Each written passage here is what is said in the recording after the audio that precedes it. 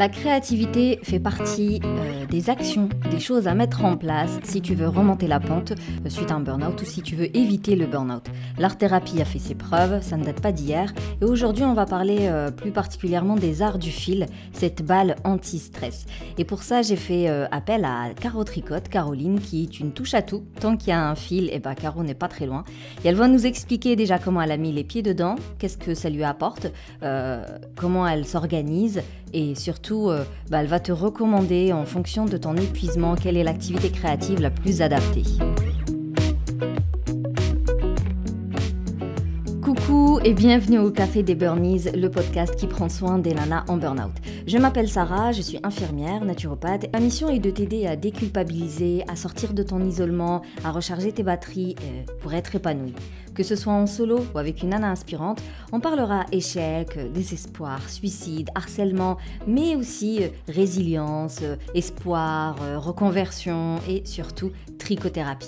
Si tu veux aller plus loin et faire le point sur ta situation, vraiment voir comment tu peux retrouver ton peps, comment tu peux être aligné au quotidien, comment tu peux avoir un quotidien qui te correspond et qui te convient et surtout, pourquoi pas, trouver une voie professionnelle, je te recommande de réserver ta séance diagnostic. On prendra le temps d'échanger, on fera connaissance et puis moi, ça me permettra de savoir si je peux t'aider. Si c'est le cas, je te propose mes solutions, sinon on verra ce qui est le plus adapté pour toi. Maintenant, détends les épaules, cohérence cardiaque et profite pleinement de cet épisode. Bonjour Caro Tricotte. Comment tu vas? Ça va très bien, ça va très très bien. Aujourd'hui, je te reçois dans le podcast Le Café des Burnies pour parler des arts du fil, c'est-à-dire le tricot, la couture, la broderie et le crochet. Mais tout d'abord, dis-nous, comment tu as atterri sur Internet, toi? Alors, j'ai atterri sur Internet, on va dire par une série d'accidents, puisque au début, Instagram, je l'avais installé sur mon téléphone uniquement pour partager des photos de mon fils aîné qui venait de naître avec les papis-mamies, parce que tous les papis-mamies n'avaient pas forcément le dernier iPhone qui reçoit des photos en e-message. Et en fait, j'ai découvert un petit peu plus l'application, j'ai découvert qu'il y avait d'autres nanas. Et j'ai découvert qu'avec les hashtags, par exemple, si je tapais tricot, je tombais sur d'autres filles qui faisaient du tricot. Et je me suis rendu compte qu'on pouvait engager des conversations. En même temps, j'avais créé mon blog et c'est pareil, en fait, les deux se sont comme une rivière, quoi. Les deux ont suivi leur cours jusqu'à aujourd'hui. Et le blog, je l'ai créé à une époque où j'avais besoin de tutos. En fait, je cherchais des tutos de tricot, ça me plaisait pas toujours, parce que je me suis lancée dans le tricot en 2010 et franchement, c'était galère en 2010 pour trouver des trucs tout seul et bien. Et un jour, j'ai dit à une copine, mais je galère, je trouve pas sur les blogs. Et elle me dit, mais pourquoi c'est pas toi qui le crée? Et j'ai dit, en fait, c'est vrai, j'avais jamais pensé. Je m'étais même jamais donné l'autorisation de créer un truc, mais même une écharpe, tu vois, genre monter 10 mailles, etc., le truc basique. Et je me suis dit, oui, c'est vrai. Et voilà comment c'est arrivé et comment j'ai partagé des tutos pendant des années. Tu as commencé directement par le tricot? La première chose, c'était le tricot. J'avais jamais fait de tricot. En 2010, je me marie. Je veux un schéma, quoi. Je me marie, je me dis, on va faire un bébé. Oh, t'es trop classique! Non, mais je veux dire... Tu vois, le truc... seulement, j'avais un péché, c'est que je fumais. Et que j'étais addicte. Et que, pour moi, c'était pas concevable de fumer et d'être enceinte. Donc, il fallait que j'arrête de fumer. Et tout le monde au travail me disait, toi, Caro, non mais arrête, tu n'y arriveras jamais. Enfin, genre, c'était... Et à l'époque, je lisais, j'avais un blog de livres. Et c'est vrai que toutes mes activités me permettaient de fumer. Parce que quand je lisais, j'avais une main libre. Quand je bloguais, tu vois, je me la glissais là et... T'as pas des photos dossiers comme ça, franchement. Obligé, tu dois en avoir une en noir et blanc. D'avant la guerre. Non mais... Et tu vois, Simone de Beauvoir, quoi. Non mais... Je vais te prendre ton turban là. Avec ma petite cigarette. Ouais, En train de voilà. taper sur l'ordi. Elle écrivait, hein, il n'y avait pas d'ordi, je crois. Et donc, un peu ça, tu vois, Simone de Beauvoir des temps 2010. Moderne. Un vieux blog, Canal Blog, tu sais. Et puis, je lui dis, en fait, si je veux vraiment, mais vraiment arrêter, il faut que je fasse un truc qui m'occupe les 2 mains. Donc, le tricot, j'avais jamais tricoté. Je suis allée dans une boutique fil d'art, tu sais, dans cet ancien temps où tu avais des boutiques fil d'art. Et j'ai vu la dame, j'ai dit, voilà, je veux tricoter, mais je n'y connais rien. Et la dame, elle m'a vendu 2 aiguilles taille 10. Wow. Tu vois, ça, c'est des trucs de Buffy contre les vampires, là. C'est des pieux, là. C'est plus des aiguilles, n'importe quoi. Taille 10, elles wow. étaient belles, elles étaient en plastique transparent avec une petite bulle. Je suis rentrée avec une furieuse envie de fumer.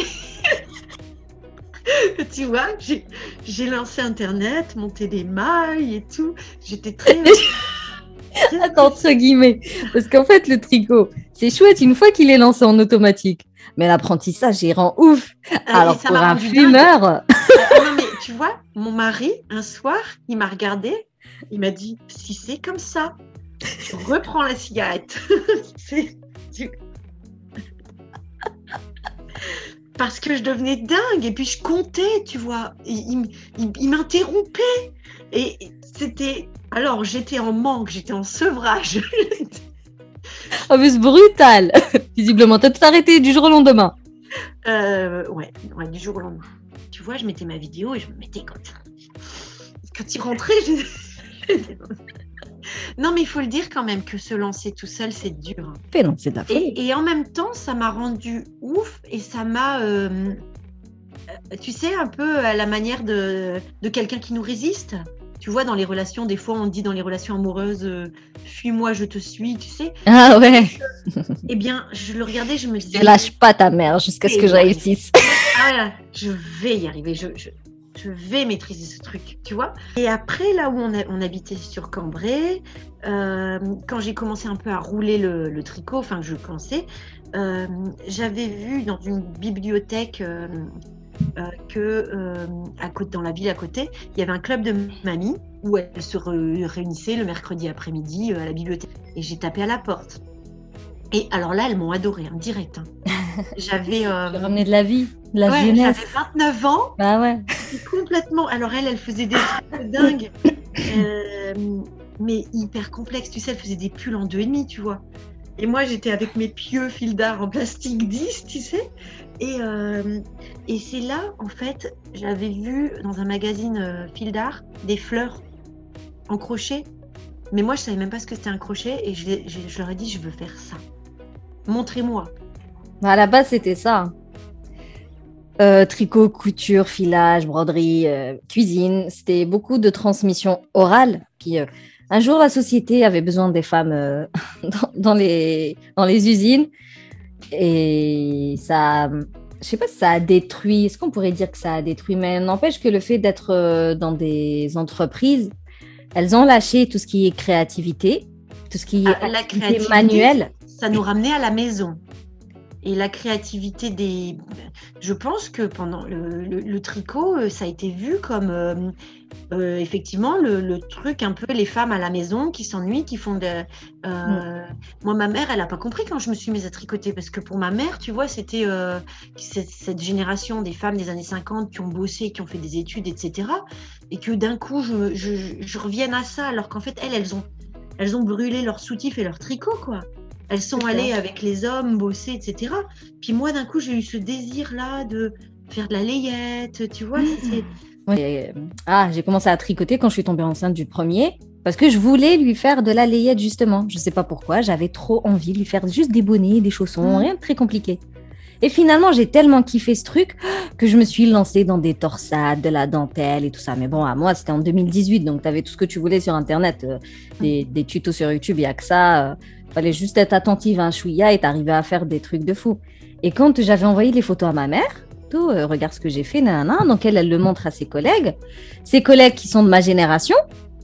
Et tout le monde était, mais genre choqué. Mais pourquoi elle tricote ? Tu vas dans un magasin, tu as tellement de choix et de modèles. Mais pourquoi est-ce qu'elle tricote? Et vraiment, c'était vu comme un retour en arrière. Comme si, je sais pas, je crachais sur l'émancipation de la femme ou je ne sais quoi. Mais parce que tu sais, pendant un temps, on apprenait ça aux petites filles à l'école, mais juste aux filles. Ouais, c'est peut-être Et ça. alors, peut-être c'était vraiment les filles, elles avaient travaux pratiques, travaux manuels. Ce serait génial s'il y avait des cours, mais mixtes, tu vois, sur les tout le monde. travaux d'aiguille. Ouais. Mais c'est vrai que peut-être qu'elles l'ont vu comme à partir du moment où on a supprimé ça et on a fait un programme commun, garçons, filles, etc. On s'est libéré de ce truc qui nous ramenait à la maison, de femmes au foyer. Et donc, ça a été un peu vu comme quelque chose dont il fallait se libérer pendant un moment. Ouais. Donc moi, j'ai pas eu cette transmission. Toi, pareil, tu vois, on n'a pas eu cette Et transmission. pourtant, moi, j'ai porté des pulls tricotés. Hein. Ma grand-mère, elle filait la laine. Ma mère, elle l'a tricoté. J'en ai porté jusqu'à 10-11 ans, je crois.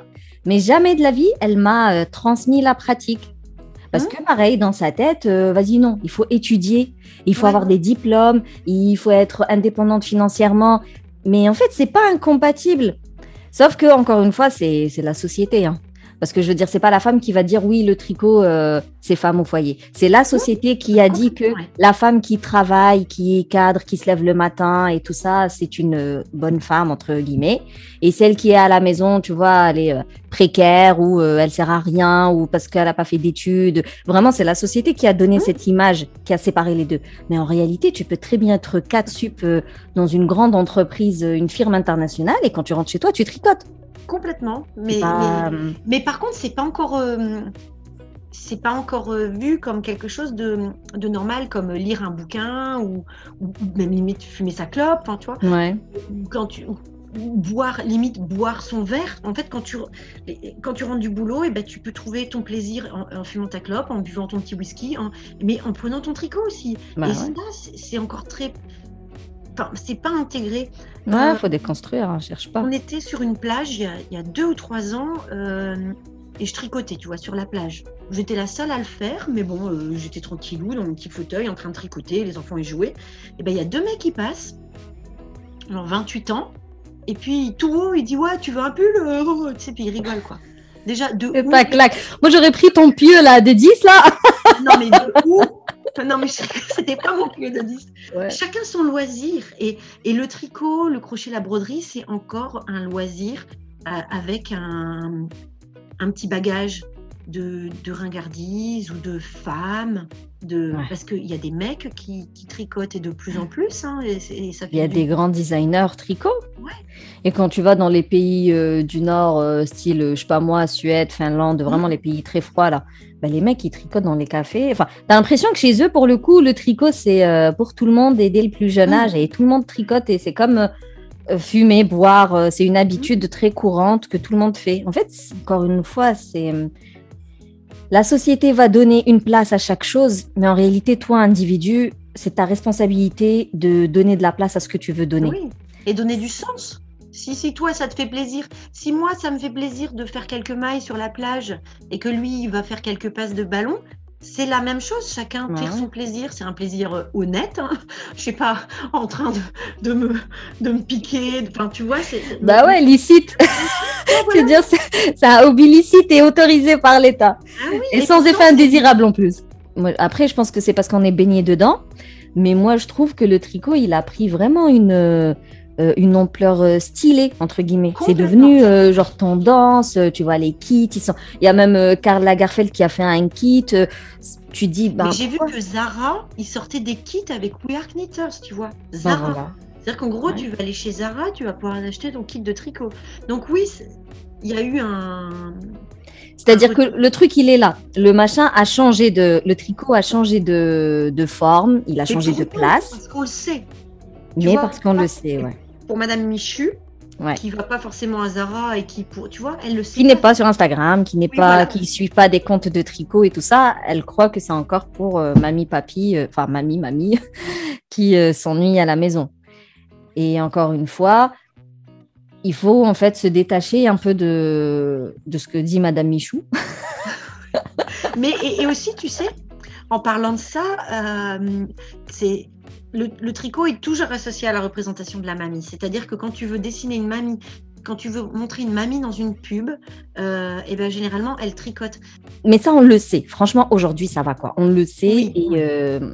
même si la télé, ça reste toujours toxique, hein, je le dirai jamais assez, les publicités et tout ça, c'est des messages comme ça, subliminaux, qui viennent ancrer des croyances dans ta tête.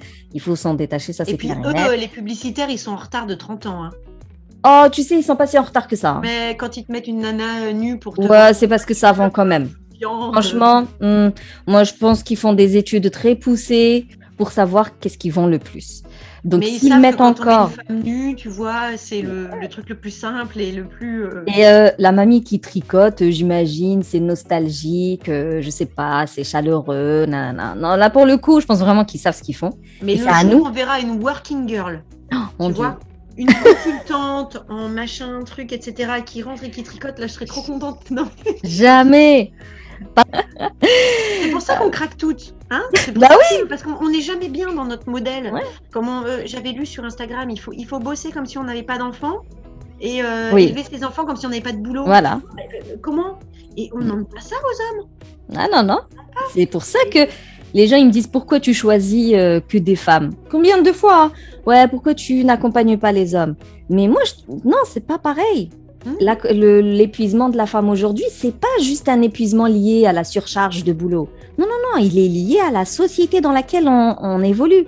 Et c'est-à-dire l'image qu'on a de soi. Ouais, l'image qu'on a de soi. Moi, je culpabilise souvent de me dire je suis une mauvaise mère parce que j'ai raté un truc, parce que j'ai trop bossé sur un... Tu vois, je suis sûre que mon mari...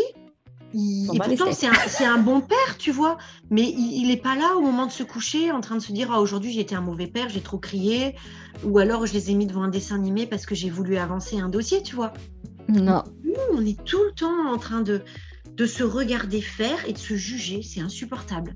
Mais parce qu'on nous met des responsabilités, enfin je veux dire, on nous met la pression. Au boulot, on va te mettre la pression parce que tu es une femme. Donc, tu as des congés maternité, tu as des jours enfants malades. Ça veut dire que tu es moins productive que les autres. Du coup, en plus, sans parler du cycle menstruel, hein, on n'en parle même pas de ça. Donc, déjà, à l'entreprise, on te met la pression pour que tu sois à la hauteur des mecs qui, eux, n'ont pas de gamins, n'ont rien. Mais on ne va pas te payer pareil. Ah oui, on ne va pas te payer pareil parce que tu comprends, toi, tu pars en congé mater et tu as plus d'arrêt à cause de tes gamins et tout ça. Ouais. Et quand tu rentres à la maison, c'est toujours toi qui dois t'occuper de la maison, des enfants, des tâches administratives. Et le gars, lui, il croit qu'il a travaillé toute la journée. Tu comprends, donc quand il rentre, il doit s'asseoir. Alors, je caricature, hein, c'est sûr. Mais il n'empêche que c'est plus ou moins l'idée dans une majorité de foyers. Et du coup, toi, femme, tu dois être sur tous les fronts. Tu dois être au top tout le temps. Et tu ne peux que être épuisée au bout d'un certain moment. Mais parce qu'on te met trop la pression un peu de tous les côtés. Sans parler de la femme qui doit être une bonne mère, donc tes enfants ils doivent être bien éduqués quand tu vas à la famille, quand tu les déposes à l'école. C'est trop de pression pour la nana. Et c'est pour ça que je dis que la femme, son épuisement, il est particulier. Parce qu'il est lié à la société qui est misogyne, sexiste, patriarcale, tout ce que tu veux. Et donc, aujourd'hui, il faut s'éduquer en fait. Encore une fois, on est responsable de soi. Il faut s'éduquer, il faut commencer à déconstruire tout ça et s'imposer, s'affirmer pour... travailler comme il faut à la maison, travailler tout comme il faut au boulot. Tu vois, le juste milieu, quoi. Je fais mon taf et c'est tout. Oui. Et je culpabilise pas, par exemple. Moi, encore un exemple pour le mari, qui est un très bon mari, sincèrement. Hein. Le mari, il fait sa part de boulot, il s'occupe des enfants, tout ça. Il n'empêche que, comme tu disais, il se prend pas la tête, lui. S'il a une soirée, il va me dire, tel jour, j'ai une soirée. Alors que moi, ouais, mais tu vois, il va pas pouvoir faire dormir les enfants. Imagine, elle se réveille, comment il va faire pour l'allaitement, nanana. Ben non, en fait.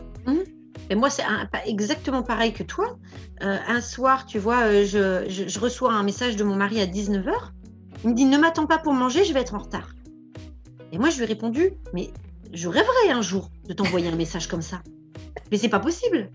Parce que ça voudrait dire qu'ils seraient où, les enfants ? Ah ouais. Et tu vois, ne m'attends pas pour manger, je vais être en retard. Parce qu'on a construit tout le modèle sur ça. Et voilà. Moi, par contre, je suis méga à la bourre dans mon boulot. Voilà. Non, mais en fait, c'est ça. Et quand on prend conscience, c'est tout. Limite, tu le notes quelque part et ce sera pour la prochaine fois. Pareil, je sais pas, moi, genre, j'ai des trucs à faire à l'extérieur. Jamais je vais me permettre de rentrer à une heure tardive, genre par rapport au coucher des enfants ou même par rapport au souper. Lui, s'il sort, non. Il sort, le mec, il oublie qu'il est parent. Et du coup, je me dis, la prochaine fois, moi, quand je sors, j'oublie que je suis parent. C'est tout, je me les note. Je prends, tu sais, comment on dit déjà? Je prends exemple sur lui. Ok, la prochaine fois, moi aussi, je vais sortir, je vais oublier que je suis parent. Et c'est comme ça, peut-être qu'on va réussir à équilibrer un petit jour. C'est parce qu'ils savent qu'on est là, parce qu'il y a une soupape. Tu vois, j'ai vu un super reportage, c'était sur France 3 il y a un an à peu près, sur l'histoire des femmes au XXe siècle et cette conquête-là. Le boulot, on est sur tous les fronts. Et il y avait une nana, une féministe, qui était invitée à l'émission de Bernard Pivot. Et il dit, mais qu'est-ce qui vous manque aujourd'hui? À une nana, tu vois, qui était chef d'entreprise, maman de 3 enfants, etc. Et en rigolant, elle lui dit, une femme. Tu sais, celle qui est à la maison, là. Non, mais c'est pour ça, je dis, il faut vraiment poser ses limites et dire non. Et ça ne veut pas dire que tu le fais une fois et puis on n'en parle plus. C'est tout le temps, en fait, t'évolues tout le temps. Donc moi, j'ai commencé par dire non sur certaines choses. Donc ça va beaucoup mieux qu'avant, tu vois. C'est-à-dire qu'avant, mais on démarre de loin, on vient vraiment de très loin. Donc j'ai posé des limites, j'ai dit non. Mais il y a toujours un déséquilibre, et toujours un petit décalage. C'est tout, je continue à poser des limites, à dire non, jusqu'à ce qu'on arrive à un certain équilibre. Je crois aussi qu'on est actrice de ce déséquilibre aussi, d'une certaine manière, parce que non, avec cette culpabilité. C'est-à-dire que même si on lâche prise, même si des fois, il me dit, allez, mets-les à la garderie, et puis, tu vois. Mais au fond, je me dis, oh là là, ils ont leur petit goûter, il pleut, machin, truc. Et, tu vois, voilà. Non, mais après, il faut trouver le juste milieu. C'est-à-dire, je ne vais pas chercher un équilibre au détriment de mes valeurs. Non, je vais quand même... Exemple, je fais école à la maison, je garde la petite. Il y a des trucs qui sont super importants, je vais quand même les faire. Mais ceux-là, je les fais avec amour, tranquillou. Donc ça, c'est important. Je ne vais pas chercher un équilibre en fonction de Madame Michou. Je vais chercher un équilibre en fonction de moi, de ce qui est important pour moi. Donc même si certaines personnes, elles trouvent bizarre que je fasse école à la maison, que je garde la petite, non, si tu veux vraiment partage des tâches ou je sais plus quoi, si tu veux vraiment ça, alors soit lui aussi il doit rester à la maison, soit tu dois les mettre à la garderie. Non, moi ça me convient de les garder, de faire école, ça me convient. Donc je le fais. Mais par contre, il y a d'autres choses où oui, je vais toujours chercher un équilibre, un partage des tâches. L'équilibre, c'est vraiment propre à chacun et c'est à vie. Il faut toujours être conscient de ses actions, de ses choix, de ses priorités. Faut sortir le plus possible des schémas automatiques. Il faut être conscient. Qu'est-ce que je fais aujourd'hui?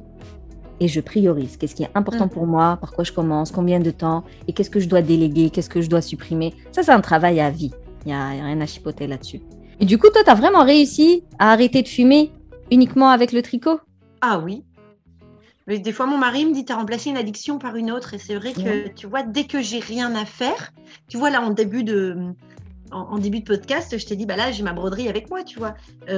Non pas que j'ai rien à faire, mais il me dit, tu as remplacé ton occupation des mains. Je sais que, parce qu'en fait, fumer, il y a aussi beaucoup le geste. Il y a un effet sur... J'ai beaucoup réfléchi après à ça. Quand tu fumes, tu ne penses pas. Il y a un effet sur la respiration, parce qu'en fait, quand tu fumes, tu expires consciemment, parce que tu vois ton expiration. Ça, quand j'étais fumeuse, je ne pensais pas. Donc il y a ça, et il y a le geste aussi qui permet de donner une contenance, parce que des fois on ne sait pas trop quoi faire de ses mains, enfin on est et donc là moi tu vois j'ai ma broderie là parce qu'elle me rassure, comme ça aurait été il y a 20 ans, je vis mon paquet de cigarettes et mon cendrier. C'est devenu une addiction, c'est quelque chose qui va m'occuper les mains pour pas penser. Tu vois, je pense aussi que les femmes pendant des siècles elles ont fait des travaux d'aiguille pour ne pas penser. Parce que la condition de la femme, c'était aussi beaucoup... quand tu voulais avoir un enfant, déjà, tu avais peut-être une chance sur 4 de mourir en accouchant. Tu avais une chance sur 2. De toute façon, un enfant sur 2 ne dépassait pas 2 ans. Un enfant sur 2, avant 1850. Donc, c'est ce truc de cette angoisse permanente. Elles se réunissaient, etc. Donc, je pense vraiment que ça a été la balle anti-stress. Aujourd'hui, nos gamins... non, ça a été une thérapie. C'est vraiment ça. Non, ça a été une thérapie et même plus proche que ça. Même la génération, alors peut-être pas celle d'avant, mais tu vois, je pense à ma mère. Pareil, ma mère, elle n'a pas eu la vie facile et c'est quelqu'un qui a beaucoup tricoté et beaucoup écrit. Elle écrivait beaucoup aussi.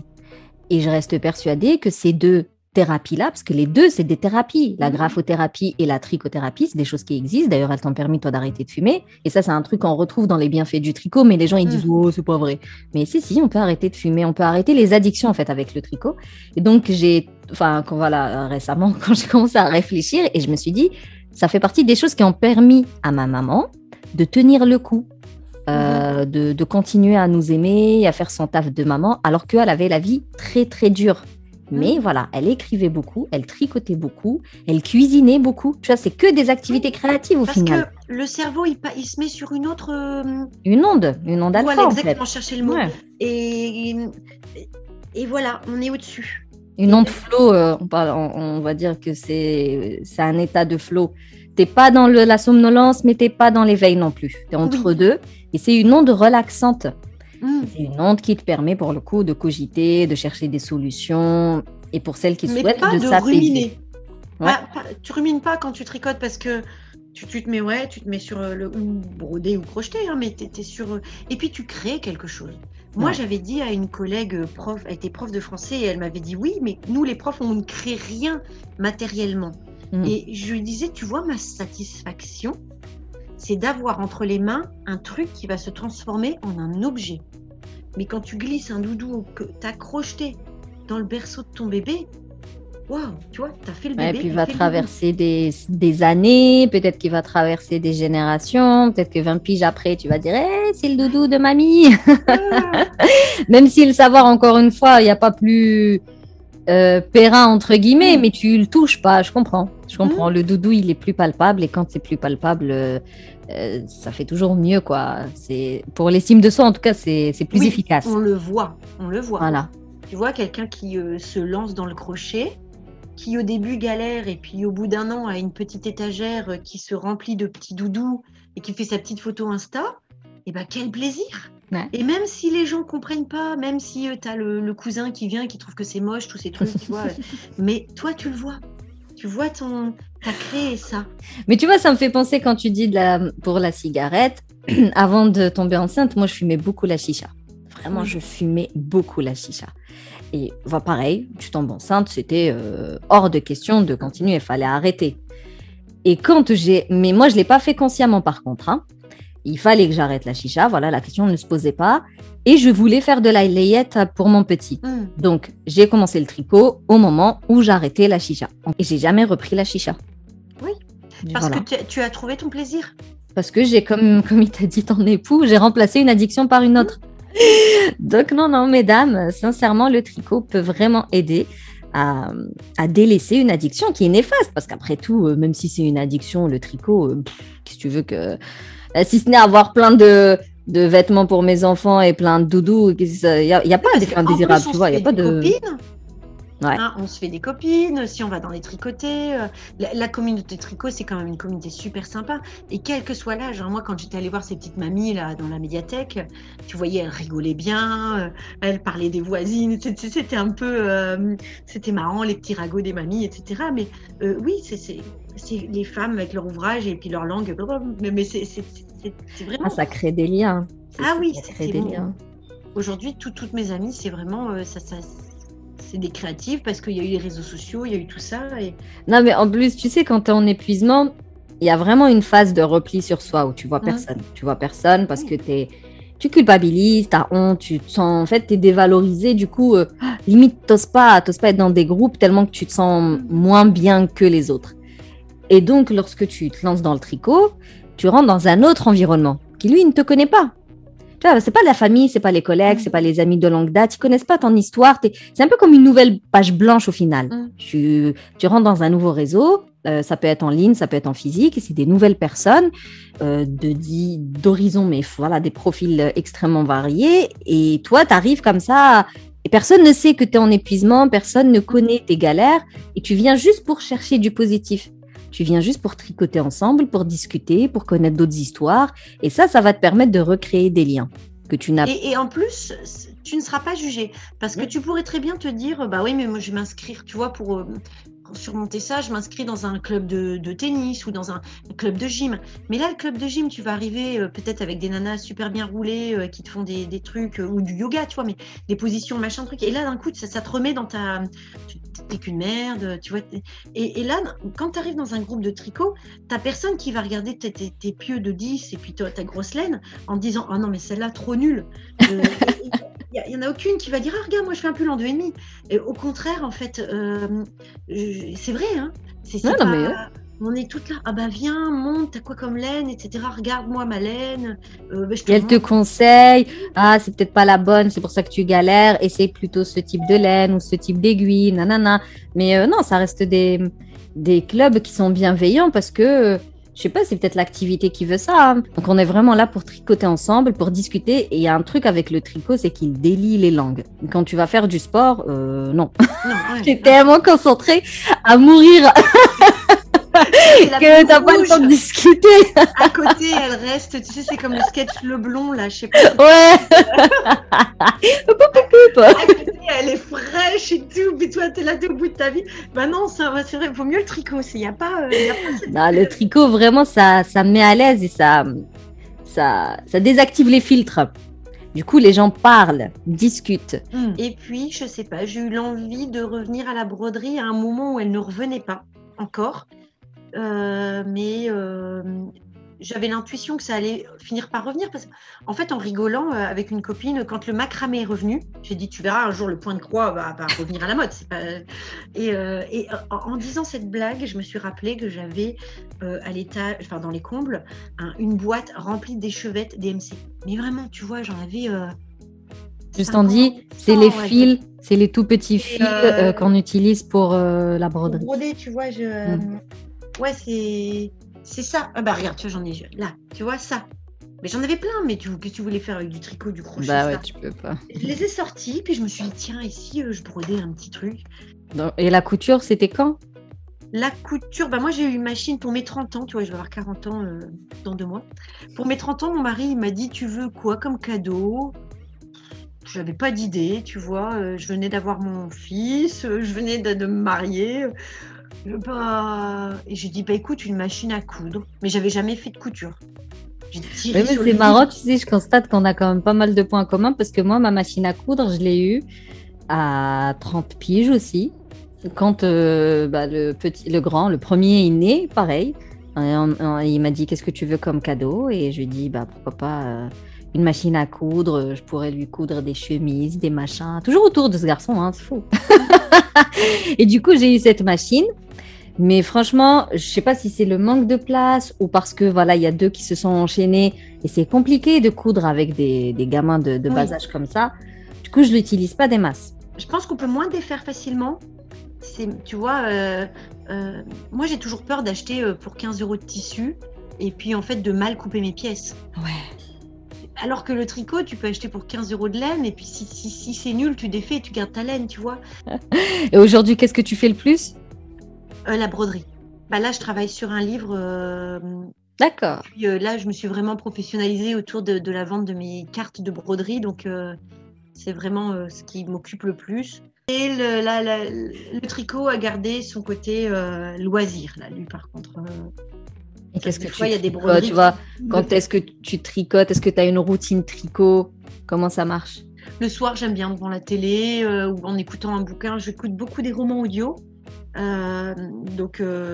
Sinon, les trajets en voiture, tout ça, j'aime bien aussi avoir un tricot, un truc. Parce que c'est mon mari qui conduit généralement quand on fait les trajets en voiture. Parce que justement, moi, j'aime bien les longs trajets, tu vois. Ah, kiff, kiff.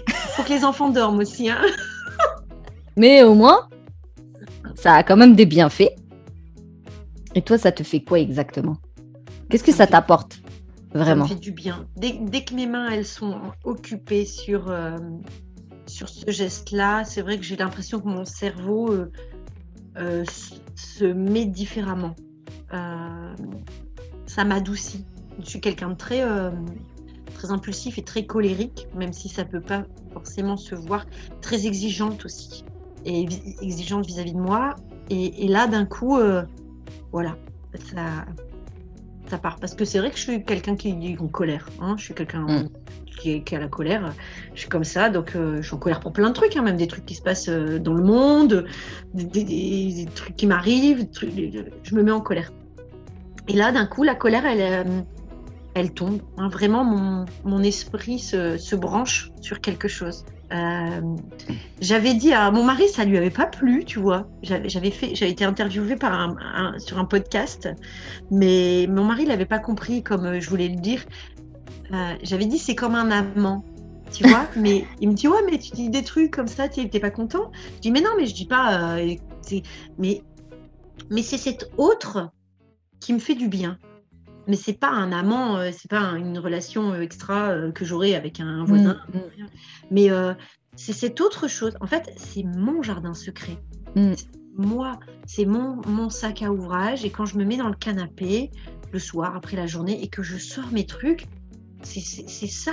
Ça me fait. Mon mari me fait du bien aussi. Hein, c'est pas contre le toit, il n'était pas.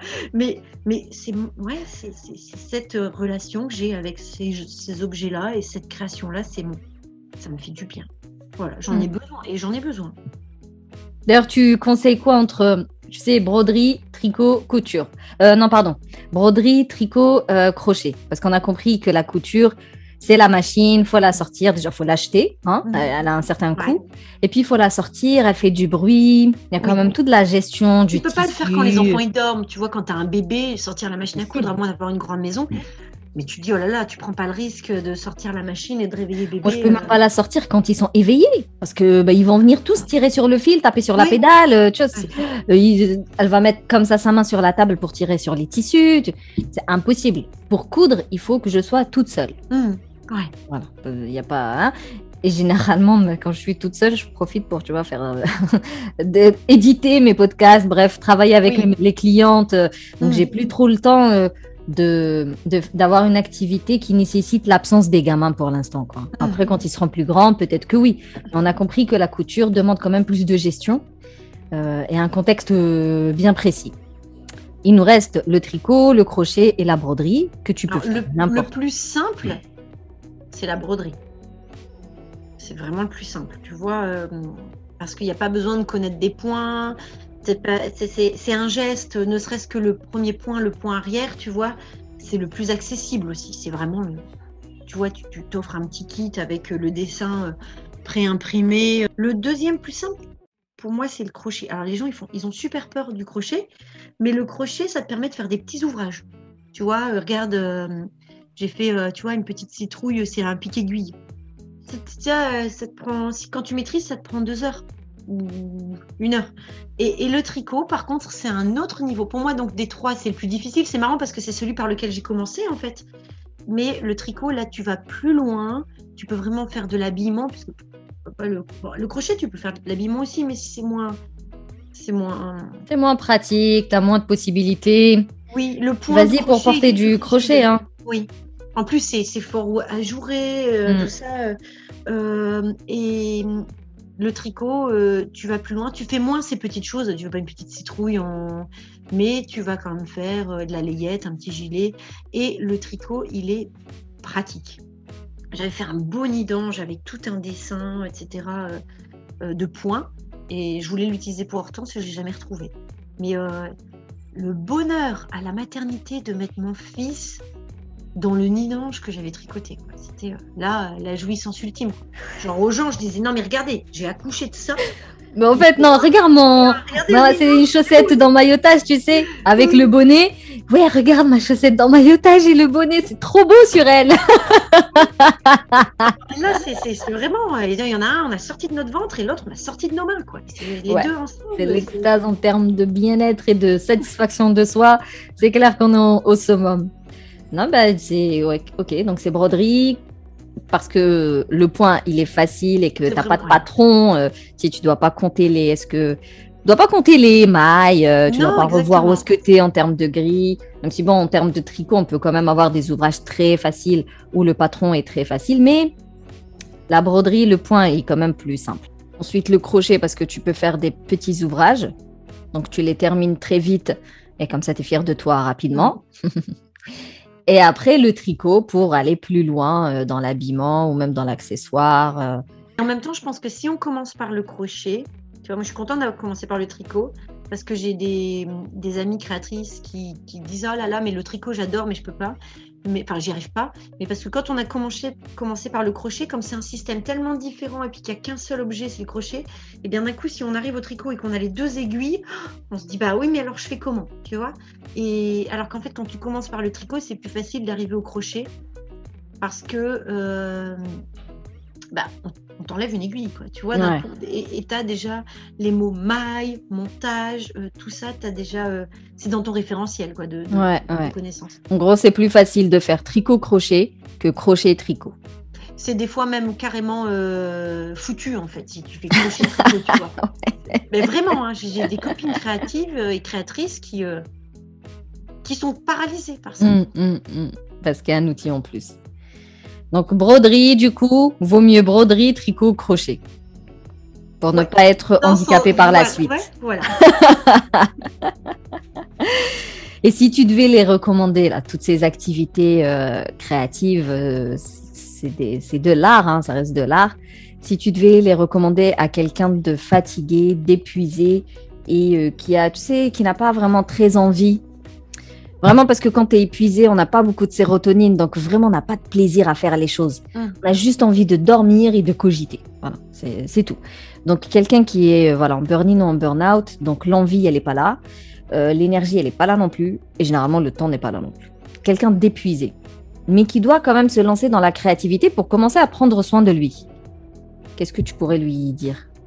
Je lui dirais de se faire plaisir dans le choix des matériaux, des couleurs, de partir sur quelque chose de simple, d'aller, de sortir, même si on ne veut pas sortir, tu sais, dans un Cultura ou une mercerie, et d'aller acheter un petit bout de tissu, un tambour et 3-4 couleurs de fil qui nous fait plaisir. Tu sais, quelque chose comme ça, de se raccrocher à un objet. Nous attire.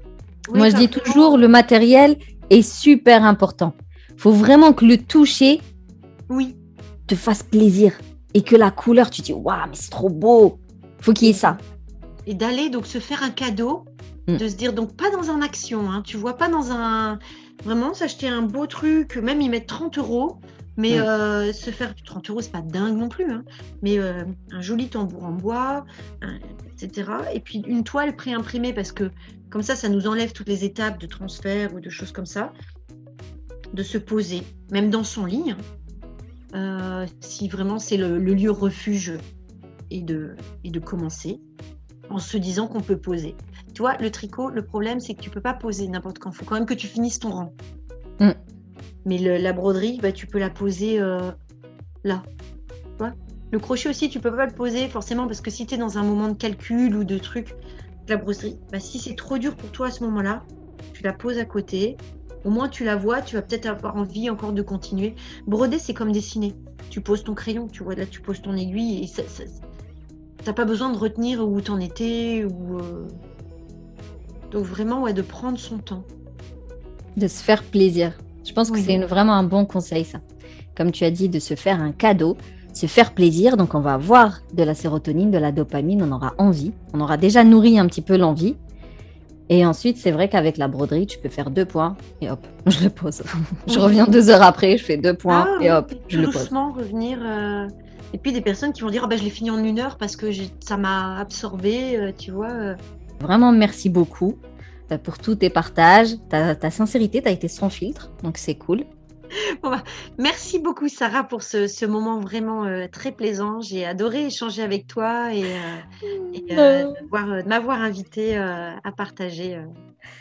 En tout cas, merci pour tous tes conseils, tous tes partages. J'espère que ça va aider les filles à se lancer dans une activité créative, qu'elle soit couture, tricot, dessin, poterie, qu'importe. Trouvez votre kiff en fait, trouvez le truc qui vous fait du bien pour aller sécréter un peu plus de sérotonine et pouvoir nourrir cette batterie de motivation. Et comme ça, on peut à côté déconstruire tout ce dont on a parlé au début, revoir l'alimentation, Parce qu'en fait, c'est ça, hein, pour faire des choses un peu moins agréables, il faut aussi faire des choses très agréables. Comme ça, on nourrit cette batterie d'efforts, de motivation qui va te permettre par la suite de faire des trucs moins sympas, quoi, mais qui sont tout aussi nécessaires et indispensables pour remonter la pente suite à un burn-out. Voilà pourquoi j'aime beaucoup les interviews vraiment basées sur de l'impro en fait. Rien n'est prévu à l'avance, je n'ai pas de trame particulière, hein. Je te partage ça, je suis pas sûre que ça t'intéresse, mais il faut savoir que voilà, certaines personnes vont me prévoir des questions bien précises et puis tu suis une feuille de route et puis d'autres elles sont plutôt en mode vas-y parle et on verra où est-ce que ça va nous emmener, et je trouve qu'il y a plus de pépites comme ça, c'est-à-dire que je ne connaissais pas le parcours de Caroline, je ne savais pas qu'elle avait arrêté de fumer grâce au tricot. Alors ça ne me choque pas du tout parce que je sais pertinemment qu'il est plus que possible d'arrêter les addictions avec le tricot, parce que justement il vient remplacer cette gestuelle, il vient occuper les mains, il vient occuper le cerveau. Ça peut aussi être très utile pour tout ce qui est troubles alimentaires, et puis aujourd'hui on sait très bien que la créativité a un grand intérêt pour tout ce qui est dépression et burn-out, parce que voilà, ça permet de booster l'estime de soi, ça permet de se consacrer du temps, ça permet de rentrer en onde relaxante, donc ça permet de se détendre, et petit à petit on vient changer cette perception de soi pour qu'elle soit plus valorisante, plus valorisée, et ça nous donnera du coup les forces d'attaquer d'autres changements dans notre quotidien pour remonter la pente suite à un burn-out ou même pour éviter le burn-out. En tout cas, j'espère que l'épisode il t'a convaincu et que tu es un peu motivé à te lancer dans une activité créative. Le plus important, c'est d'y aller tout en douceur, étape par étape, avoir des objectifs plutôt faibles au début, et puis voilà, augmenter ses ambitions au fur et à mesure.